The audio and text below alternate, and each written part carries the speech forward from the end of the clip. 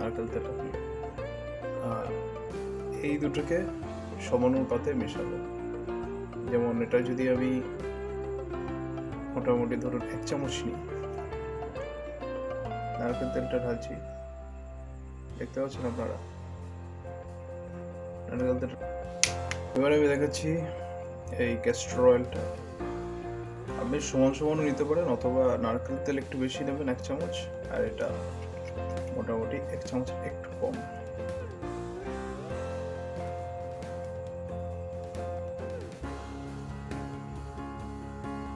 দেখতে পাচ্ছেন আপনারা ঢালছি।